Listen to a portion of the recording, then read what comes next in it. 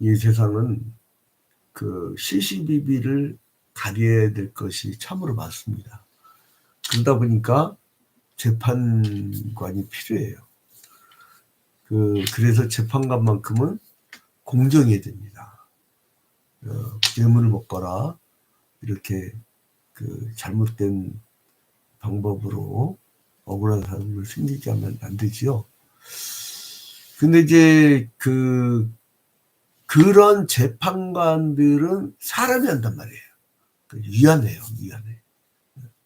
그래서 그 재판관들보다 더 위에 계신, 그 재판관들보다 더 위에 계신 그분이 누구냐? 하나님이라고, 하나님. 자, 봐봐요. 시편 82편 1절에 하나님은 신들의 모임 가운데 서시며 하나님은 그들 가운데서 재판하시느니라. 신들의 모임. 그러니까 지존무상이라는 거예요. 절대적인 거. 이건 그러니까 어디냐면 그 공예나 법정을 의미하겠죠. 지존무상이라는 거예요. 공예나 법정. 이런 법관들이 콧대가 굉장히 높습니다. 내가 누군데라는 그런 마인드를 갖고 있어요. 일단 사법고시를 합격했고, 우리 당시에는 지금 뭐 돈이 많아야 로스쿨 들어가니까 로스쿨 한 학기 등록금이 어마어마합니다. 가난한 집 자녀들은 생각도 못해. 근데 이제 아무튼 이 신들의 모임이라는 거, 공예. 그러니까 공예란 것은 이스라엘을 의미하겠죠. 근데 여기서 법정이라고 생각할 때는 이제 어떤 재판관, 이제 이 정도의 있죠. 1절에 신들의 모임을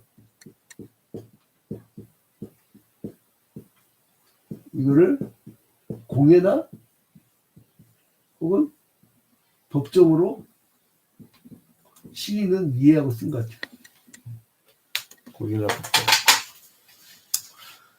근데 이제 그들보다, 그 신들의 모임보다 더 최고의 지위와 권능을 가진 게 누구냐? 그게 하나님이란 거예요. 그러니까 신들의 모임이 있는데 그 가운데 하나님이 서 계시대. 그 하나님은 그들 가운데서 재판을 하고 계시다는 거예요. 그런데 봐봐요. 혼내요. 2절 봐봐요. 너희가 불공평한 판단을 하며 악인의 나쁘기를 언제까지 하려느냐. 혼내잖아요. 불공평한 판단을 한다는 거예요. 권력 있다고, 돈 있다고, 전관이라고 불공평한 판단하며 악인의 나쁘기를 언제까지 해요. 아니, 정의로운 표를 봐야 되는데 그 의인을 보지 않고 악인을 본대요. 이 재판관들이. 그래서 이 시편 82편은 하나님의 대리자인 재판장들이 범하는 불의에 대해서 하나님이 혼내는 거예요. 혼내는 거예요. 그 니들이 잘못된 재판을 했을 때 얼마나 파생되는 결과가 큰 것인가를 얘기하는 겁니다. 그리고 악한 재판장들한테는 하나님이 혹독한 재앙을 내리겠다. 혹독한 재앙을 내리겠다. 그렇게 쭉 전개된 것이 바로 시편 82편입니다. 그러니까 시편 82편 그러면 재판관에 가는 거다 생각하시면 돼요. 재판관.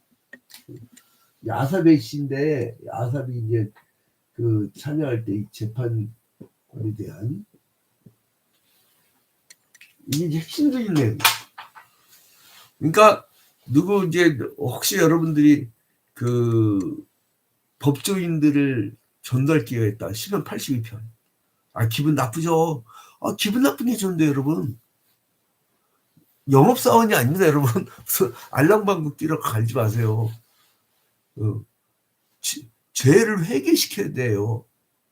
회개 않고는 주님 앞에 나올 수가 없어요. 그래 용서를 받는 거죠. 그 다음부터 은혜가 쏟아지는 거예요. 그 다음부터 죄를 회개시켜야 돼요. 세리요한처럼 회개하라, 천국에 가까워집니다. 이렇게 회개를 시켜야 돼요. 그럼에도 불구하고 세상에 많은 문제들이 있잖아요. 그 구조적인 악이 있잖아요. 그 구조적인 악은 일반 사람들의 힘으로는 못합니다. 제가 이렇게 빈민 목회를 26년째, 27년째 이렇게 접어오면서 28년째로 들어오구나. 28년째 들어오면서 뭘 생각했냐면 가난한 사람들에게는 국가가 필요 없구나. 국가하고 저 가난한 사람들하고는 아무 관계 없어. 혜택이 없어. 혜택이 없어. 이 복지 정책이 최근에 많이 이제 생겼는데 불과 한 5, 6년 이내에 이제 막 생기기 시작했고 많은 복지 정책이 생겼는데 그것도 요즘 막 줄어들고 있다고 하죠. 세수가 부족해갖고 부자는 감당 안 돼. 부자는 세금 더 늘려야 돼요. 그래야 많은 사람들이 혜택을 먹거든. 근데 구조적인 그런 악은 이 개인이 못해요. 그래서 힘이 필요하다고, 힘이. 법의 힘이에요. 그게 법치국가예요.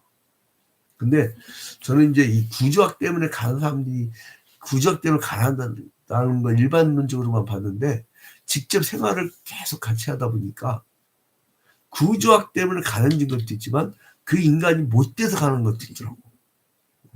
저쪽 월남촌이라고 우리 초대 월남촌인데 월남촌 보면 술 먹고 막 맨날 싸워. 술 먹고 그냥 이 막 부인들 때리고 그래갖고 매일 밤마다 전쟁 난다고 했고 월남촌이 그래서 월남촌이라고. 자 근데 그러니까 구조적인 악도 있지만 개인적으로 나쁜 것도 있어. 게을러 터진 것도 있고 완전 속이 터져요. 막. 안 움직이려고 하고 일 안 하려고 하고. 자 근데 아무튼 이런 구조적인 악이 있을 때는 어떤 이 악을 제한하는 법이 있어야 돼요. 법이. 그게 법치국가예요. 근데 이 법은 뭘로 시행되느냐? 재판으로 시행되는 거예요. 재판을 해야 형벌이 가해지기 때문에. 그러니까 재판관의 신분과 권리는 모든 국가에서 법률로 보장되어 있어요. 그래서 사람들이 그냥 권리를 인정해줘요. 권리를.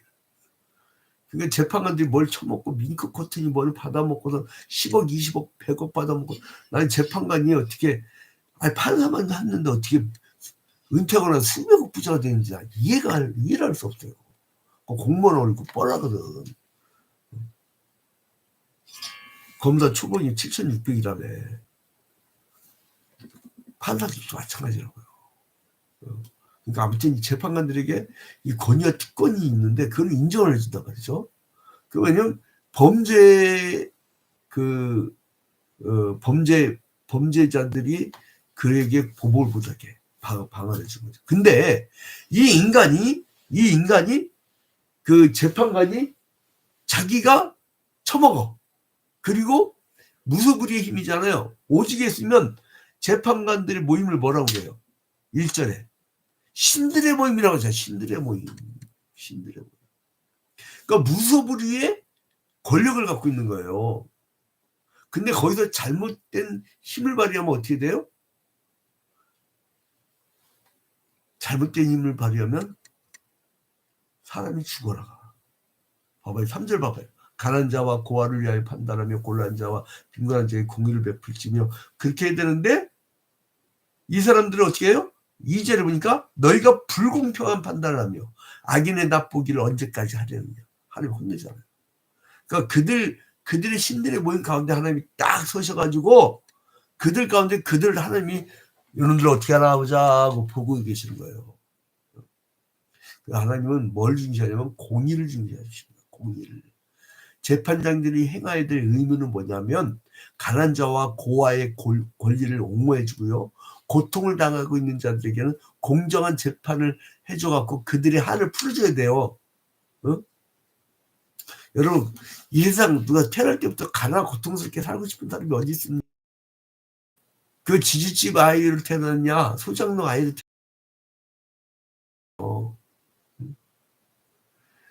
그러니까 이제 그래서 재판관은 가난한 사람들을 억울하게 만든다 이거예요. 억울하게 만든다 이거예요. 제가 재밌는 거 발견했는데 그린벨트 지역에 원래 2층만 합법적 60평이 가능하고 지하 한 10평 그리고 1층은 다 주차장이야. 근데 쟤다 가보면 1층이 다 박혀있어. 전부 본건물로 써. 근데 힘있는 지주들은 안 건드려. 왜 그럴까? 이거 암행 감사 나와야 돼. 정부에서. 근데 힘없는 사람들만 막 단속하고 막 그냥 강제임 먹이고 막 그런단 말이죠. 그러니까 그거를 가지고 오히려 세수를 삼아. 그걸 갖고 시가 지자체가 유지를 해. 자, 이게 이런 말 또 잘못 찍혀가지고 또 막 그런다고. 근데 해야 돼. 내 개인적으로 좀 손해 본다고 해서 이 나라를 개판한 나라를 만들 거예요. 외치고 알려야지. 재판관이니까 공의를 베풀 뿐만 아니라 악인들의 손에서 궁핍한 자들 건져내주는 역할을 하는 거예요. 그들은 어디 한을 풀 데가 없으니까. 그래서 이제 고아로 태어나기를 원하는 사람들이 어디 있었어요. 또 남편이 죽기를 원하는 그 여인이 어디 있겠어요. 그 당시에는 과부면은 진짜 먹고 살기 막막한데 남자들이 힘을 써야 일하던 그 시대인데. 그래서 이제 재판관들은 이들을 악인의 손에서 건져낼 의무가 있었다는 거예요. 그래서 이제 하나님께서는 이런 불의한 재판관들이 있는데 니들 자꾸 이렇게 불의한 재판을 하면 내가 가만 안 놔둔다 이 얘기예요. 5절에 보니까 그들은 알지도 못하고 깨닫지도 못하여 흑암중에 왕래하니 땅의 모든 터가 흔들리도다. 내가 말하기를 너희는 신들이며 다 지존자의 아들들이라 하였으나 니들이 지존무상 아주 최고인 줄 알았지. 그러나 너희는 사람처럼 죽으며 고간에 하나같이 넘어지리라. 니들 넘어뜨릴 거야. 8절에 하나님의 일어나사 세상을 심판하소서 모든 나라가 주의 소유이기 때문입니다. 그러니까 아마 이게 이 시인이 한이 맺혔던 것 같아요. 이 불의한 재판관들이 양심이 마비되고요.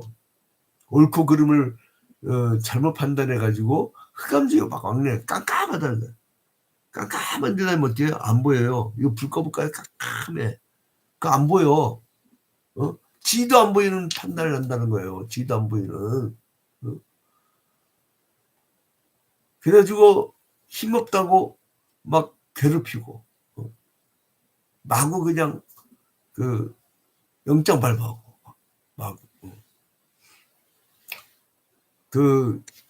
귀족 집안들은 마약을 현행범으로 잡혀도 불구속 수사받더만. 원래 이게 구속수사야. 그거는 구속수사인데 야 근데 당당하게 재벌집 손녀딸은 불구속 재판받는데 당당하게 막 들어가대. 창피하지 않나?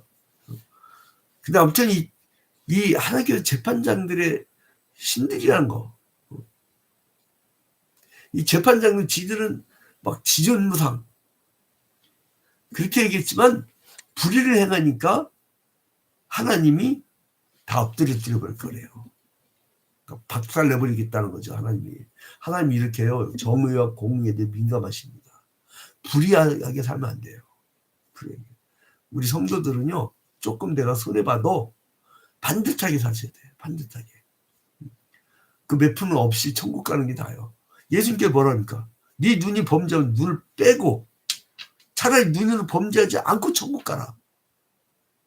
네 팔이 범죄하거든 차라리 잘라버리고 이 손이 더 이상 범죄하지 않게 하고 네가 천국 가는 게 낫다. 그렇다고 뭐 다음에 만날 때 다 눈깔 빼고 막 손 다 자르고 오면 안 됩니다. 그 얘기는 뭐냐면 그 정도의 각오를 하라는 거지. 그 정도의 각오를 하라는 거예요. 천국 가는 게 더 중요하다는 거예요. 이 불의한 재판관들은 자기의 유익을 위해서 불의를 행했다. 그러니까 이 사람에 대해서 신이 뭐라면 마지막에는 8절 하나님이 일어나사 세상을 심판하소서 모든 나라가 주의 소리이기 때문입니다. 이게 아마도 그 지금은 2000년도고 그 예수님께서 오신 주전 주후 사실 기원전 4년이지만 이게 이제 그 기원전 1000년 그러니까 지금부터 한 3000년 전 그때로부터 이제 다윗이 죽고 민족이 이 이스라엘 민족이 멸망해 가려고 하는 요때 같아요. 요때 아들이 쓴 건데 민족이 멸망하기 직전에 재판관들이 타락을 해요. 그래서 근데 이때 이 시인은 어디까지 내다보느냐? 이 시인은 지금 이 당시에 노래를 하면서 지금 우리도 맛보지 않은 그 나중에 역사의 재판관 예수님의 재림 요때까지 내다보는 거예요. 주님의 심판하서 마지막 날에 여기까지 내다보는 거예요. 그러니까 시야가 굉장히 거시적이죠. 우리 그리스도인들은 오늘을 땅을 밟고 사지만 우리의 시야는 예수님의 재림 때로 내다보고 있어야 돼요. 그게 그 그리스도인의 역사관이요 시야입니다. 마지막 심판 때에 나는 어디 설 것인가. 양과 염소로 나눈다고 하잖아요. 과거에 뭐 재판관들도 과거에 잘못할 수 있어. 근데 오늘 이 매일 성경 한 장씩 통독 및 강의 이 시간을 봤으면 바로 회개하고 돌이키면 돼요. 그럼 하나님 다시는 기억지 아니하세요. 그래서 다시는 과거의 죄를 기억지 아니하시단 말이에요. 회개하면 됩니다. 그래서 이제 시는 하나님이 일어나서 세상을 판단한다는 거예요. 열방이 주의 기업이 되겠다는 거예요. 여기서 세상을 판단한다는 말은 세상을 심판하고 다스리는 걸 의미합니다. 심판하소서. 그러니까 이제 이 불의한 재판관들에 대해서 근데 왜 예배 시간에 이 시를 써가지고 이렇게 했는지 난 이해를 잘 모르겠어요. 그러니까 이런 것 같아. 그 예배는 막 하는데 이 시편의 시를 그 가지고 시를 뭐 찬송을 해야 될 거 아니에요?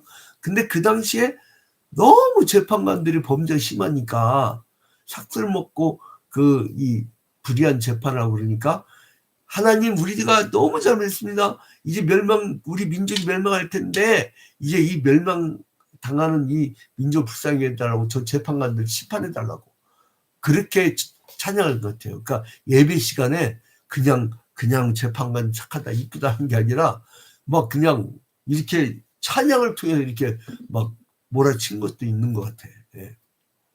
그래서 이거는